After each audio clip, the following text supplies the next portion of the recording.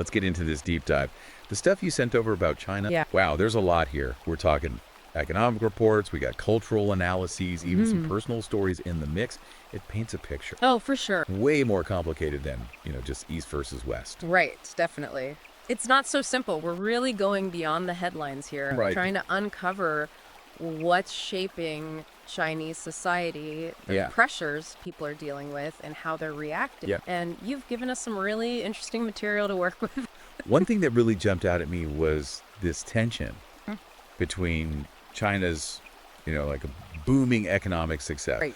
But then the reality of everyday life for a lot of people there, Yeah. you see this incredible drive, this ambition, but at the same time, Oh, yeah. almost like this sense of exhaustion or being trapped Yeah. Feelings. in a system that's not really working for them. Yeah. That tension is really important to understanding what's going on in China today. It goes beyond economic inequality. I think it's about the psychology. Yeah. The psychological toll of competing Right. and how traditional values are kind of eroding Fading away. with this really fast modernization. Speaking of competition, there's this term involution that kept popping up. I got to be honest. Yeah. I've even heard of this before. It's a new one for a lot of people, yeah. What is it? Like everyone's running faster and faster, but getting nowhere. It's a great way to put it. Imagine everyone fighting for the same limited resources, the top universities, the good jobs. Right. Even just an apartment. Exactly. Even just finding a decent place to live. Wow. The pressure is enormous. That's where you get things like that. Like what? A 6 work culture, working 12 hours a day, 6 days a week. Oh, wow. It's just asking for burnout. I can see that. So is that where this lying flat movement comes in? People just saying, I'm done. I'm not going to burn myself out for this. Exactly. Lying flat is like this passive resistance. Okay. It's pushing back against all that pressure to achieve, Interesting. to buy more things. It's fascinating. I think it shows a real disillusionment Yeah. with what modern Chinese society is promising them. And that disillusionment seems to go even deeper.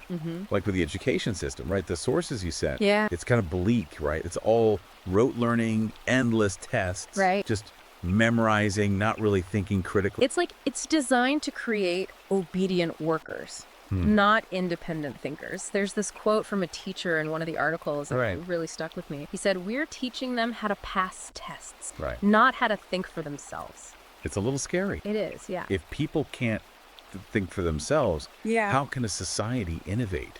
How can it progress? It's a huge question, and it really ties into this larger theme of control that runs through all these sources. The education system, the media, Right. even that social credit system. Yeah. There's this constant effort to manage the story, to control what people say, Yeah. and ultimately squash dissent. Let's talk more about that social credit system. It sounds like something out of a dystopian novel. Like it can't actually be happening. Right, but it is. I thought It's it was essentially, dork. it's designed to reward good behavior and punish bad behavior. Okay. But the state decides what's good or bad. So criticizing the government online, Yeah. you could lose points, then you might have trouble traveling. Oh, wow. Or getting a loan, maybe even getting your kid into a good school. Wow, that is chilling. It's like gamifying obedience, Yeah. where people are always censoring themselves because they're afraid of being punished. It makes you wonder what that does to freedom Mm-hmm. and creativity in the long run. And this is where that whole social Darwinism thing comes in, right? The survival of the fittest idea. Absolutely. It's really ingrained in Chinese culture, and the country's rapid economic growth has just made it stronger. So it's more than keeping up with the Joneses. It's like you gotta survive Yeah. in this hyper-competitive environment. Exactly. And that mentality can be brutal. Yeah, I read about that factory worker who took his own life because of the pressure. Right. It's heartbreaking. It is. It really makes you think about the human cost of all this economic progress. It's a good point. And this connects to another issue. The decline of traditional family values. Okay. The one-child policy, the pressure to succeed. Yeah. People moving from rural areas to the cities for work. It's all weakened family ties. Create a lot of isolation, right? Exactly. You've got empty nests, parents left behind, young people putting off marriage and kids because they're so focused on their career. It all adds up to a fragmented society. And this idea of materialism makes things worse, doesn't it? Yeah. China went from valuing harmony and responsibility to individual ambition and getting rich. It seems like they traded one set of problems for another. Yeah. Even with all this pressure and control and disillusionment, there are signs of pushback. Like people are fighting back. Yeah, in different ways. Lying flat. Yeah, Right. Yeah. that's one example. But you also see it in the underground art scene. Interesting. Online communities where people are figuring out how to get around censorship. To speak their mind. Exactly. Yeah. And even things like Buddhism and Taoism are becoming more popular. Right. They offer something different from all that empty materialism. So there's hope. People are looking for a better way. That's what makes it so interesting. Yeah. We're not just seeing an authoritarian state, Yeah. It's more complex than that. Right. We're seeing those human stories that are shaping China's future. And that's a good place to stop for now. So we were talking about these pressures inside China. Right. And how that all ties into their Yeah. global ambition. Exactly. It's all connected. Like, take their education system. Okay. It's not just about producing those obedient workers, Yeah. It's also about creating this strong sense of nationalism. Right. This So, loyalty to the party. yeah, like they're raising a generation Yeah. ready to take China's vision to the world. Exactly. But without the ability to really question it. They don't have the critical thinking skills. Right. And this control over information, it's everywhere. Yeah. It goes way beyond the classroom, the Great Firewall, all that censorship, the surveillance. It's about managing the narrative, how people see the world. And ultimately, keeping the party in control. That's the goal. We talked about that social credit system. Yeah. That's a perfect example of how this control plays out. Oh, absolutely. It's not just about punishing dissent. Right. It's about creating a society where people police themselves Out of fear. because they're afraid of the consequences. Makes you wonder, can a society that values obedience so much really compete in a globalized world? It's a big question. You need innovation. You need people to think for themselves. Exactly. And speaking of competition, we can't ignore the economic side of China's ambition. Right. The Belt and Road Initiative, all those massive infrastructure projects. Exactly. It's a clear sign they want to change the global economic order. It's not just about economic dominance either. It's about influence, right? Strategic influence. They build these ports, these railways, pipelines all over the world. They're getting access to resources, creating markets for their goods. Projecting their power. Exactly. And a lot of countries seem happy to accept China's investment. But there are concerns, right? Oh, absolutely. Debt traps, political pressure. Right. It's a fine line between a good partnership Right. and taking advantage of someone. And the more powerful China gets, the more people are going to be watching what they do inside and outside China. The delicate balancing act. For sure. And speaking of balancing acts, let's go back to those family values we were talking about. It's almost a paradox. China's projecting this image of strength and unity to the world. Right. But at home, things are falling apart.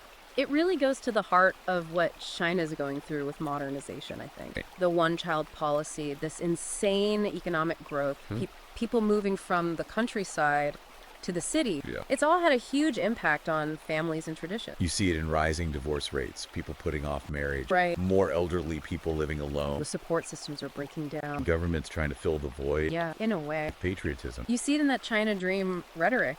All this talk about national rejuvenation. Yeah. It's like they're trying to build a new national identity. Based on economic success and global power. Exactly. But can you really replace those deeper social bonds? That's the question. Can you force social cohesion? Can you manufacture a sense of belonging Or does it have to come from something deeper? from shared values, traditions, community? It's a tough problem for China. On the one hand, they need to keep things under control to make sure nothing threatens the party. Right. But on the other hand, they need innovation. Yeah. They need creativity, critical thinking. To really compete globally. It's a tension you see everywhere in China. Absolutely. And it's probably going to get worse. I think so too. We haven't even touched on their military ambitions. Right. The growing military budget, what they're doing in the South China Sea, building advanced weapons. It's making a lot of their neighbors nervous. Yeah. People are worried about the balance of power shifting. And you can't blame them.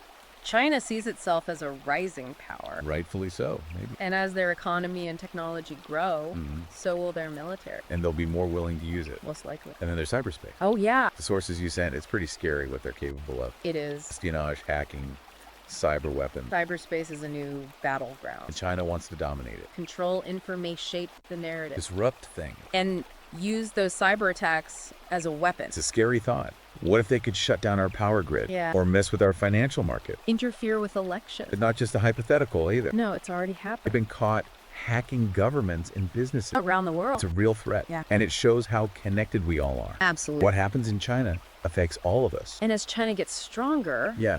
those effects will only get bigger. So let's step back for a second. Okay. We've got this country dealing with all these internal pressures, social problems, economic inequality, people wanting more freedom. And at the same time, They're projecting this image of power to the world. they're going after these big economic and geopolitical goals. It's complicated. It is full of contradiction, and nobody knows what's going to happen next. But one thing is for sure. What's that? China's a major force in the world, and their choices matter.